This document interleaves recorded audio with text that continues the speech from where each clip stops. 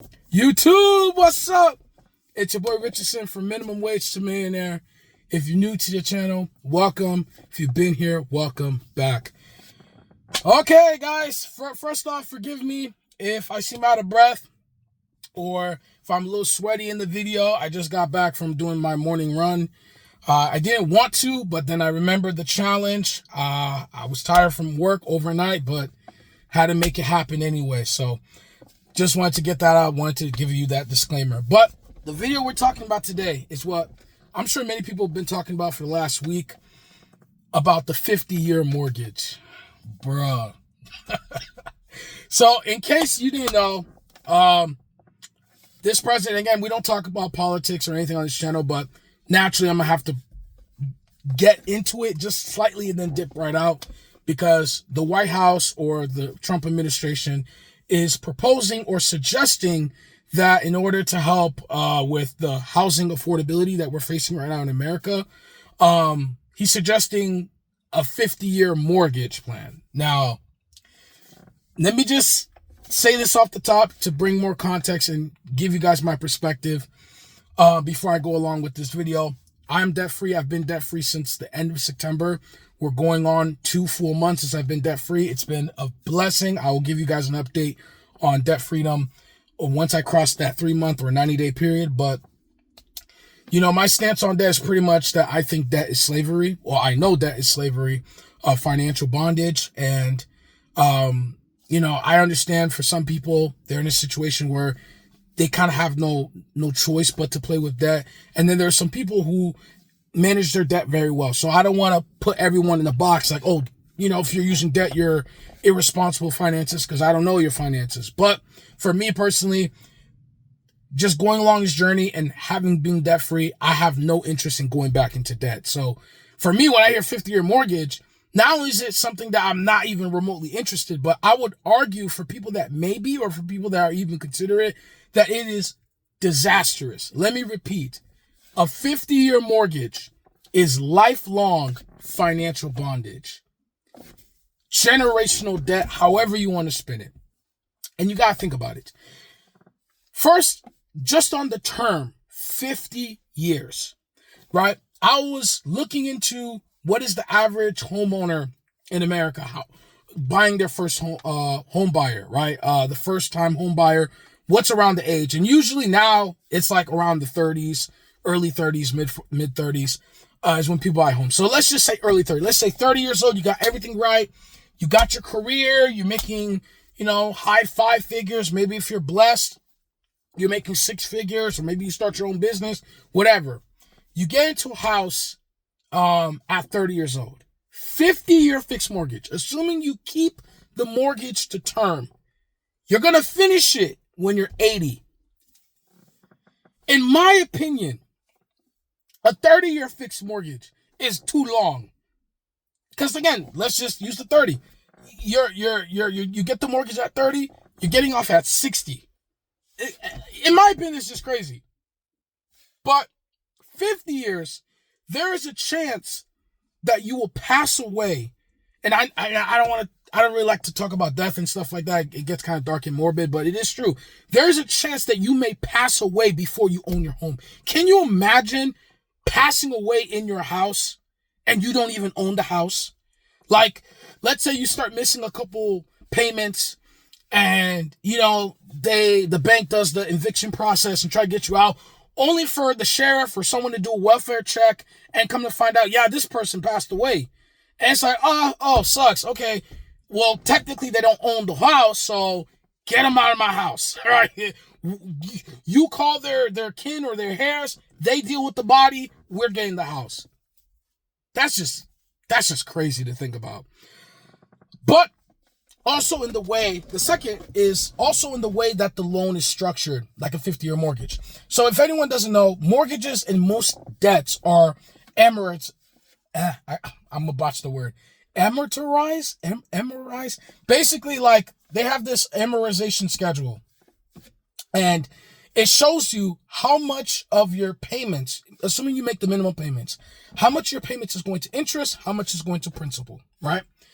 When you get a mortgage, right, most people would know that a portion of your payments is going to principal, a portion is going to your interest. Now, what a lot of people either don't realize, or because maybe they haven't been educated with financial literacy, or maybe they know it and they just don't care, and it's not until later they find out that the first good portion, I would say like a third or fifth of the first third or half of the loan, most of that money is going to interest. So let's use the 30-year fix, and then we'll go to the 50-year. So the 30-year fixed mortgage, let's say you take a house that's $500,000, so $500K, 6% interest. You're thinking, okay, they're splitting it evenly, maybe principal, interest, they're getting some money off the top, and then I'm still paying. Like, let's say your monthly payment is $2,500. Some people are thinking like, all right, they're probably splitting it half in the middle, $1,250 is going there, $1,250 going there. That combines to make my $2,500 payment. No, that's not how it works.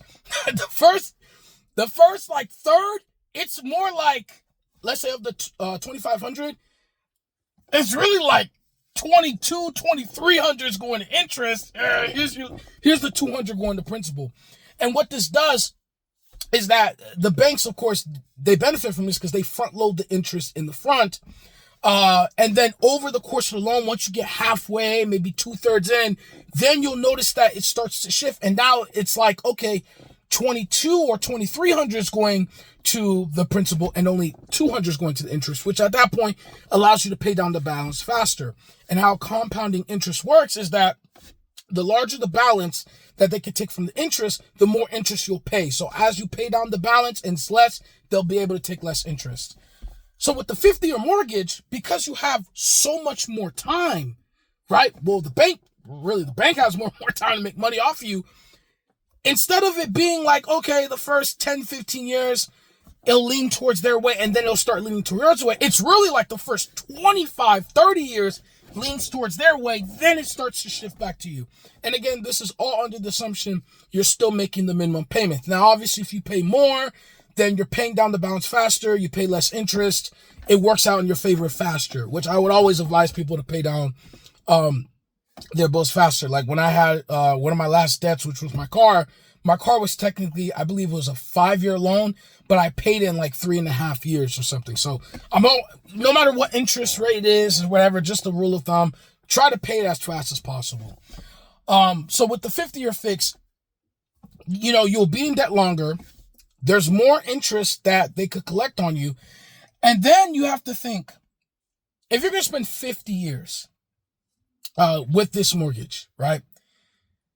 If you ever want to refinance, especially if you want to refinance within the first 5 to 10 years, you have to think that you're going to be resetting that 50-year clock again. So let's say you go from a 50-year to another 50-year, then it's just insane the amount of interest you're going to be paying. Sorry, the sun is, let me just try to, sorry guys. I think that's a little better. Sorry. It's just insane the amount of interest that you're going to be paying. And this is, in my opinion, one of the biggest problems with like debt and how like we as a society and we as the world kind of view debt is that, you're doing all these things and you're putting all this burden on you, and you do the math, you come to find out you're only saving like $200. It's like, wait, I'm doing all of this, paying the house probably 3-4 times over with the 50-year fix, only to save $200 a month.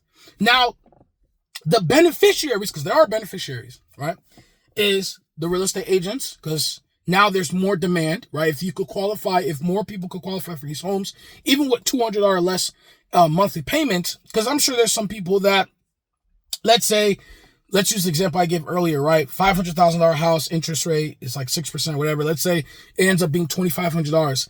There may be some people that could only qualify for $2,300. So let's say with the 50-year fix, instead of doing 30-year for $2,500, Let's say for the 50 year, it lowers it by $200 payments. Now that person that couldn't qualify the home before now can. So that benefits the real estate agent because now there's more likely to get that deal, right? More than likely to get you into that home, which they make commission off of. It's good for the home builders because, okay, now there's more demand. More people are going to buy homes. We're more than likely to build homes because that's how home builders make their money. They make money when they build homes and people are in contract to buy it or purchase it, right? But if there's no demand, why are we going to waste our time building these homes and nobody's buying them, right? So they win. The banks make out like bandits. The banks is by far the biggest beneficiary of this because, hey, we're making 2, 3, 4 times more interest selling you the 50 than the 30. And all we have to do is package it and sell it to you as a, hey, guys, with the 50 year, you have more opportunity, lower monthly payments. Again, by like $200 in a lot of cases. So it's not really nothing, but technically they're not lying, and technically they could pitch that to you when in reality you're going to be paying 3, 4 times the house in terms of interest to the bank, and the bank benefits from it. Now they have to play somewhat safe because if they easily qualify you for homes that they feel like you're not, there's more chance for you to default on the home. And of course, if the default on the home, the banks get hit from that. That's what happened with the 2007, 2008 financial crisis, right? They were just putting people in houses. You know, hey, you have no income. Wink, wink. We'll still put you in the home as long as your husband got income or as long as your wife got income, right? Getting all these people in home. And then what happens when the blocks come out? You take the bottom block, which was, one little thing that happened, all the house falls down, right? So again, it's just to summarize it, because I seem to just be rambling on. In my opinion, the 50-year fixed mortgage is completely disastrous for the buyer. Again, the real estate agents, they're good. Builders, they're good. Banks make out like bandits.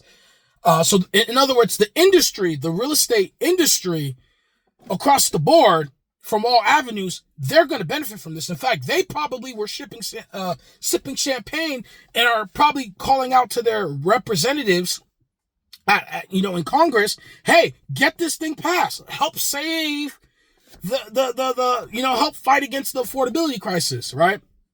But the buyer, 50-year debt, again, remember the analogy I gave in the beginning. There's a good chance you will probably die in that house before you own it. And in that case, why not become a renter at that point? And again, this gets into the whole home buying versus renting, which I might do a future video on, because I think I have a very interesting take on it. Something that a lot of people may find controversial, but I like to be on this YouTube channel. I like to just give you guys my true thoughts, and I want you guys to share in the comments below. So in summary, I do not like the 50-year mortgage idea. I think it's a terrible idea. I think it's disastrous. I think and the funny thing is that it doesn't solve the underlying issues. You're not actually making the home affordable crisis. You're not actually taking care of that, or you're not actually making the prices lower. In fact, you're actually making it higher, because the way prices work in real estate and really most things is supply and demand. When you lower the standard, because that's what you're doing, you're extending the loan term, which lowers the monthly payment, which allows more people to qualify. You're artificially building up demand. When you build up demand, but the same level of houses are on the market, or even less inventory for houses, which is also a big problem in why home prices have been up, is that the inventory is low. But what are you going to do? You're going to inflate those prices. So let's not be surprised if, let's say this gets into Congress, congressional approval, Fannie Mae, Fannie Mac, they all make the changes and rules, and let's say everything changes.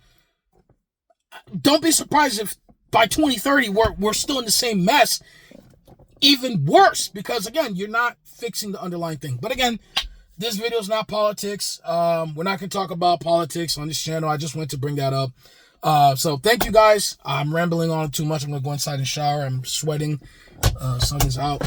And yeah, thank you guys again. Let me know in the comment section down below what do you guys think about it. And if you guys want me to just give you guys more topics on like home buying versus renting or anything to that effect, let me know in the comment section below. I'm very grateful from the last video, you guys giving so much of your thoughts and input. I like that. I like an interactive community because I don't know everything, right? I'm a 27-year-old man. I don't have all the answers. Far from it. Many of you guys are a lot more knowledgeable on these topics than I am. So feel free to share your thoughts and opinions in the description below, and stay tuned to the channel.